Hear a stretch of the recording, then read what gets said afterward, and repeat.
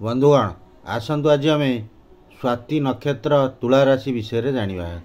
देखु कालचक्र राशिचक्र एमती गोटे थव घर ये मझीरे लिखाई तो 15 विभक्त 7 15 हूँ स्वाति नक्षत्र सीरियल नंबर 7 नंबर हूँ तुला राशि सीरियल नंबर 15 विभक्त 7 मझी घर लिखाई थव एवं यही तुला घरे यू मेषरू गणी आस उपरटा मेष वृष मिथुन कर्कट सिंह कन्या तुला ये तुला घरे चंद्र थव मझे लिखाई थव 15 विभक्त 7 ये घरे थव चंद्र तुला घरे ताहले जानिबा आपणकर तुला राशि स्वाति नक्षत्र।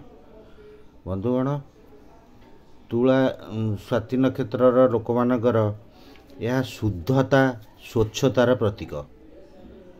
एमाने तीक्ष्ण बुद्धिसंपन्न और बहुत कौशली बना।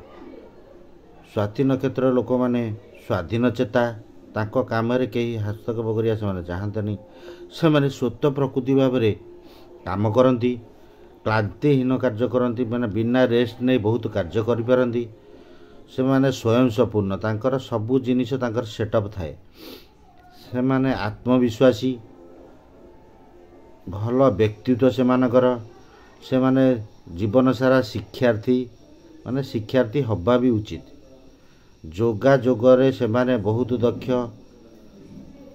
बहिर्दृष्टि तांकर बहुत स्वाति नक्षत्र लोक समस्या को हैंडल करिवारे बहुत माहिर से माने बंधुत्वपूर्ण व्यवहार करती आभिजात्य से माने देखाती आभिजात्य भाया व्यवहार मध्य करती से माने साहाय्यकारी थांती आउ सुरक्षाकारी उद्धारकारी मध्य थांती तांकर किंतु कार्य को समालोचना कले कि तांकु समालोचना कले कि तांकर कार्य को सकले समालोचना कर भारी नापसंद तांकर बहुत कथा मन रखती सब कथा मन रखती माने सांसारिक जिनस उपर स्मरण शक्ति तांकर भल थाए से माने अभिज्ञतार बहुत शिखी थांती आत्मसम्मान को सम्मान बहुत आत्मसम्मान जगती स्वाधीन चेता एवं दक्ष थांती स्वाधीन काम करती एवं कार्य स्किल थांती भल करिपारती कार्य जो काम पसंद से शीर्ष को उठी पारती ईश्वर भाई थांती ईश्वर को डरती धार्मिक काम धार्मिक थांती निजे धार्मिक थांती काम किंतु अन्य कथार अविश्वास करती माने अन्य कथार चलती निज कथार चलती अन्य कथा शुणती बेले बेले देखे हंती कथा विश्वास करुचु किंतु निज कथार से चलती अन्य प्रेसर रे काम करिया से नापसंद करती से माने विश्रामहीन भाया माने बुलू था जेहेतु राहु ग्रह द्वारा से प्रभावित राहु तांको भ्रमण करूए बहुत बुलू थाए जदि सी निज घरे था निज घर फील्ड रे था बहुत बुलिवे ना विदेश रे थेले अलग कथा जदि घरे थे घरे तांकर निज घर पाखे तांकर कर्मसंस्थान हो ताले से माने बहुत भ्रमण करिया को घरे रही परिबेनी बहुत बुलिया को पड़ो से माने भूल निष्पत्ति बेले बेले नियंती साधारणतः तांकर 25 वर्ष भितर बहुत असुविधा थाए 25 वर्ष पर से बुद्धिर सठिक उपयोग करती जेहेतु 25 वर्ष भितर पढ़ार बयस अच्छी तेणु पाठ पढ़ार व्याघात हबार संभावना थाए पितृभक्त से माने पुओ पिला माने पितृभक्त महिला माने मातृभक्त थांती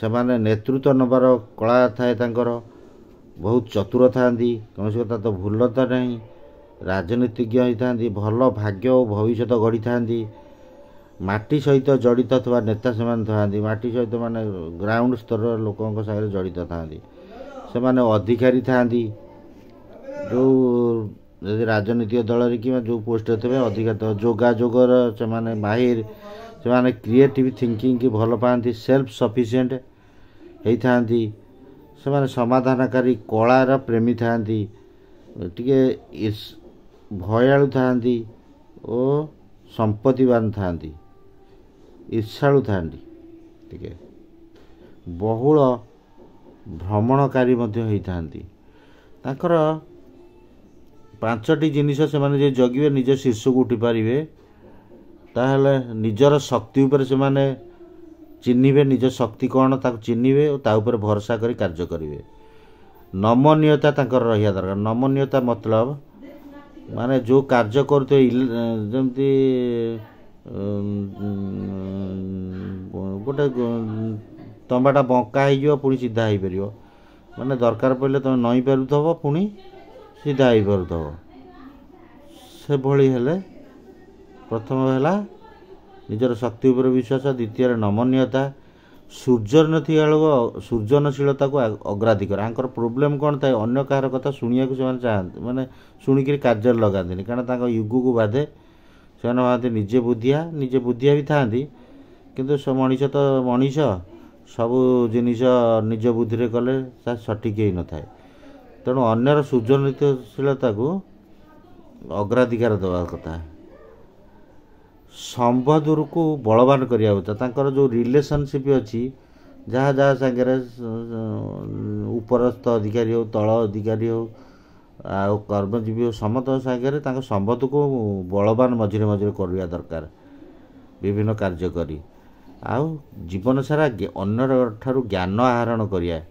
5ଟା ଜିନିଷ: ନିଜର ଶକ୍ତି ଉପରେ ଭରସା, ନମନୀୟତା, ସୃଜନଶୀଳତାକୁ ଅଗ୍ରାଧିକାର, ସମ୍ବନ୍ଧକୁ ବଳବାନ କରିବା, ଜ୍ଞାନ ଆହରଣ କରିବା। ଏ 5ଟା କଲେ ସେମାନେ ବହୁ ଶୀର୍ଷକୁ ଉଠି ଯାଇପାରିବେ। ତାଙ୍କର ବୈବାହିକ ଜୀବନ ସୁଖୀ ବୈବାହିକ ଜୀବନ କରିଥାନ୍ତି। ଜୀବନ ସାଥୀକୁ ନିଜେ ପ୍ରାୟ ବହୁତ ଜାଗାରେ ପସନ୍ଦ କରନ୍ତି, ବହୁତ ଜାଗାରେ ଆରେଞ୍ଜ ମ୍ୟାରେଜ୍ ହୁଏ। ତାଙ୍କର ପ୍ରେମରେ ଠକି ଯାଆନ୍ତି ସେମାନେ ରୋମାଣ୍ଟିକ୍ କିନ୍ତୁ ଥାଆନ୍ତି। ସାଧାରଣତଃ ପୁରୁଷମାନେ 26 ବର୍ଷରୁ ଅଧିକାରେ ବିବାହ ହୁଅନ୍ତି, ମହିଳାମାନେ 23ରୁ 26 ବର୍ଷ ଭିତରେ ବିବାହ ହୁଅନ୍ତି।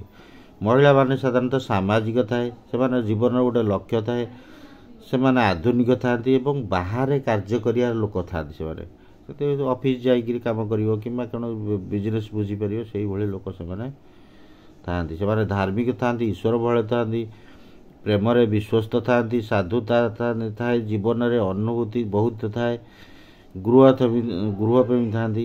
ପ୍ରଫେସନାଲ ସେମାନେ ଯଦି ଚାକିରି କରିଥାନ୍ତି, ପ୍ରଫେସନାଲ ଏମିତି ହେଇଥାନ୍ତି ଯେ ନିଜେ ବିଶ୍ୱାସ କରିନଥାନ୍ତି ଯେ ଆମେ ଏତେ ଦକ୍ଷ। ତା କାର୍ଯ୍ୟରେ ସେ କରି ଦେଖାଇ ଦିଅନ୍ତି। କାର୍ଯ୍ୟରେ ସମର୍ପିତ ଭାବ ଥାଏ ଓ କାର୍ଯ୍ୟରେ ନାମ ଓ ସମ୍ମାନ ମଧ୍ୟ ମିଳିଥାଏ। ତାଙ୍କର ଯେହେତୁ 25 ବର୍ଷ ଭିତରେ ସଂଘର୍ଷମୟ ଜୀବନ ଥାଏ ସ୍ୱାତି ନକ୍ଷତ୍ର ଲୋକଙ୍କର, ସେଥିପାଇଁ ତାଙ୍କର ଶିକ୍ଷା ବେଳରେ 25 ବର୍ଷ ବିବାହରେ ଶିକ୍ଷା ପ୍ରେମ ଏ ଦୁଇଟା ପଢ଼ୁଥିବାରୁ 25 ବର୍ଷ ଭିତରେ ଏଥିରେ ସଂଘର୍ଷ ତାଙ୍କର ଥାଏ। ସେମାନେ ମହିଳାମାନେ ଟ୍ରାଭେଲିଂ ଜବ୍ ପ୍ରାୟ ମିଳିଥାଏ, କିନ୍ତୁ ସେମାନେ ଘରେ ରହିବାକୁ ବେଶୀ ଭଲ ପାଆନ୍ତି, କିନ୍ତୁ ତାକୁ ଟ୍ରାଭେଲିଂ କରିବାକୁ ପଡ଼ିଥାଏ ବେଳେବେଳେ। ଆଉ ସେମାନେ ପରିବାର ପ୍ରେମୀ ଆଉ ମାତୃପ୍ରେମୀ, ତ ମହିଳାମାନେ ମାତୃପ୍ରେମୀ, ପୁରୁଷମାନେ ପିତୃପ୍ରେମୀ ଥାଆନ୍ତି। ପୁରୁଷମାନଙ୍କ କ୍ୟାରିୟର ପ୍ରଫେସନରେ ସେମାନେ ବୁଦ୍ଧିର ଉପଯୋଗ କରିକି ବହୁତ ଉପରକୁ ଉଠନ୍ତି। ଅଧିକ ବୟସରେ ସାଧାରଣତଃ 30 ବର୍ଷ ପରେ ସଫଳତା ବେଶୀ ଆସିଥାଏ। ସୁନା ବ୍ୟବସାୟ, ଆକ୍ଟିଂ, କଳାକାର, କପଡ଼ା ବ୍ୟବସାୟ, ଭ୍ରମଣ ବ୍ୟବସାୟ, ଯାନ୍ତ୍ରିକ ଇଞ୍ଜିନିୟର, ମେକାନିକାଲ ଇଞ୍ଜିନିୟର, ଜ୍ୟୋତିଷ ଶାସ୍ତ୍ର, କାଠ ବେପାର, ଯୌଥ ବେପାର, ମାନେ ଅନ୍ୟମାନଙ୍କୁ ଦାୟିତ୍ୱ ଦେଇ ନିଜେ ବେପାର କରିବା, ଟିଚିଂ, ଗଭର୍ଣ୍ଣମେଣ୍ଟ ଜବ୍, ସାମ୍ବାଦିକ, ପବ୍ଲିକ୍ ରିଲେସନ୍, ଓକିଲ, ରାଜନେତା, ମାଜିଷ୍ଟ୍ରେଟ୍, ସେଲ୍ସ ଏବଂ ଏହିସବୁ କାର୍ଯ୍ୟରେ ସେମାନେ ପ୍ରାୟ ସଫଳ ହୋଇଥାନ୍ତି। ଏମାନେ ଏକୁଟିଆ କାର୍ଯ୍ୟ କରିବାକୁ ଟିକେ ଅଧିକା ପସନ୍ଦ କରନ୍ତି। ରୋଗ ଭିତରେ ଆମର ପେଟ, ଅର୍ଶ ଏବଂ ବୋନ୍ ଜାତୀୟ ରୋଗ ହେବାର ସମ୍ଭାବନା ଥାଏ। ଆଙ୍କର ସ୍ୱାତି ନକ୍ଷତ୍ର 15/7 ତୁଳାରାଶି 4 ପାଦରେ ଜନ୍ମ। ପ୍ରଥମ ପାଦରେ ଯିଏ ଜନ୍ମଗ୍ରହଣ କରିଥିବ ସେ ବୃହସ୍ପତି ଲିଡ଼ିଂ ଗ୍ରହ।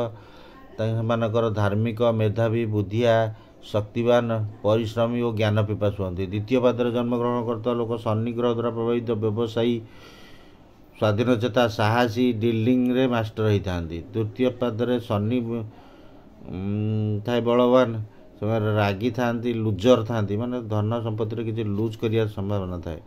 ଦୟା ଏବଂ ଭଦ୍ର ଥାଆନ୍ତି, ସୃଜନଶୀଳତା ଥାଏ। ଚତୁର୍ଥ ପାଦରେ ଜନ୍ମଗ୍ରହଣ କରୁଥିବା ଲୋକ ବୃହସ୍ପତି ଦ୍ୱାରା ପରିଚାଳିତ, ବୁଝିଆ ଆଉ ଇମୋସନାଲ୍ ଥାଆନ୍ତି, ସାମାଜିକ କାର୍ଯ୍ୟକର୍ତ୍ତା ଥାଆନ୍ତି, ତର୍ଜମାକାରୀ ଥାଆନ୍ତି।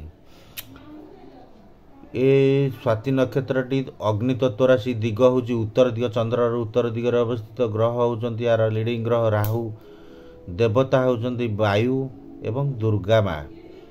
ଲିଙ୍ଗ ହେଉଛି ସ୍ତ୍ରୀଲିଙ୍ଗ ରାଶି, ଏଇଟା ଅସଙ୍ଗତ, ମାନେ ଯାହା ସାଙ୍ଗରେ ପଡ଼ିବନି ସେ ହେଲେ ଅଶ୍ୱିନୀ ଓ ଶତଭିକ୍ଷା ନକ୍ଷତ୍ର ଲୋକ ସାଙ୍ଗରେ। ଜନ୍ମ ମହାଦଶା ହେଉଛି ରାହୁ ମହାଦଶା। ଏହା ଦେବତାଗଣ। ଆଉ ନାମ ହେଉଛି ରୁ ରେ ରୋ ତ, ଏ ଜାତକ ନାମ ହେଇପାରିବ। ବାର ହେଉଛି ଶନିବାର, ଶୁଭ ବାର ହେଉଛି ଶନିବାର, ରବିବାର, ସୋମବାର। ନାଡ଼ି ହେଉଛି କଫ ନାଡ଼ି। ରତ୍ନ ହେଉଛି ଗୋମେଦ, ସାଧାରଣତଃ 6-7 ରକ୍ତିର ଗୋମେଦ ନେବ, 6-7 ରକ୍ତିର। ଏବଂ ମଝି ଆଙ୍ଗୁଠିରେ ତାକୁ ଚାନ୍ଦିରେ କରିବ। ମଝି ଆଙ୍ଗୁଠିରେ ବା ସେକେଣ୍ଡ ଫିଙ୍ଗର, ମିଡ଼ିଲ୍ ଫିଙ୍ଗର ଯେଉଁଟା ମଝି ଆଙ୍ଗୁଠି, ଶନି ଆଙ୍ଗୁଠି ସେଇଟା, ସେ ଆଙ୍ଗୁଠିରେ ଶନିବାର ଦିନ ମହାଦେବ ମନ୍ଦିରରେ ପୂଜା କରିବ। ଶନିବାର କିମ୍ବା ସୋମବାର କିମ୍ବା ରବିବାର ପୂଜା କରି ତାକୁ ଧାରଣ କରିବ। ଯଦି ମହାଦେବ ପାଦୁକରେ ଧୋଇକିରି, ଯଦି ପ୍ରଥମେ ଆଗ ଟକିଆ ତଳେ 15 ଦିନ ରଖିବ, ଯଦି ଭଲ ସ୍ୱପ୍ନ ଦେଖନ୍ତି ତାପରେ କୌଣସି ରତ୍ନ ଧାରଣ କରିବାକୁ ଅନୁରୋଧ। ଅଙ୍କ ଶୁଭ ଅଙ୍କ ହେଲା 4-15। ମନ୍ତ୍ର ହେଲା ବିଷ୍ଣୁଙ୍କ ମନ୍ତ୍ର, ରାହୁଙ୍କ ମନ୍ତ୍ର, ହନୁମାନଙ୍କ ମନ୍ତ୍ର, ବକ୍ରତୁଣ୍ଡ ମନ୍ତ୍ର। ଯେଉଁମାନେ ଯଦି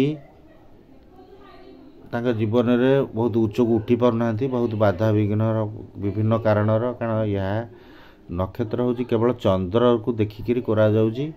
ଅନ୍ୟ 8ଟା ଗ୍ରହ ବାହାରେ ଅଛନ୍ତି, ତେଣୁ କେଉଁ ଗ୍ରହ କେମିତି ପୀଡ଼ିତ ଅଛନ୍ତି ସେଇ ଅନୁସାରେ ଯଦି ଯାହାର ଏ ଫଳ ଠିକ୍ ଭାବରେ ହେଉନି, ମାନେ ତାଙ୍କର ଗ୍ରହଟା ଅଶାନ୍ତି ଅଛି।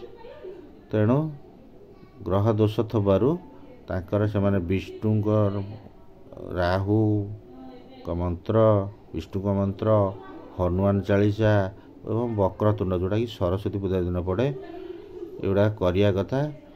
ଏବଂ ଶନି, ରବି, ସୋମବାର ଦିନ ଏଇଗୁଡ଼ାକ କଲେ ଶୁଭ ହେବ। ବନ୍ଧୁଗଣ, ଯେଉଁମାନଙ୍କୁ ଚ୍ୟାନେଲ୍ ସବସ୍କ୍ରାଇବ୍ କରିନାହାନ୍ତି ସବସ୍କ୍ରାଇବ୍ କରନ୍ତୁ। ଯେଉଁମାନେ ଅନ୍ୟମାନଙ୍କ ପାଖକୁ ସେୟାର କରିବାକୁ ଅନୁରୋଧ। ଧନ୍ୟବାଦ।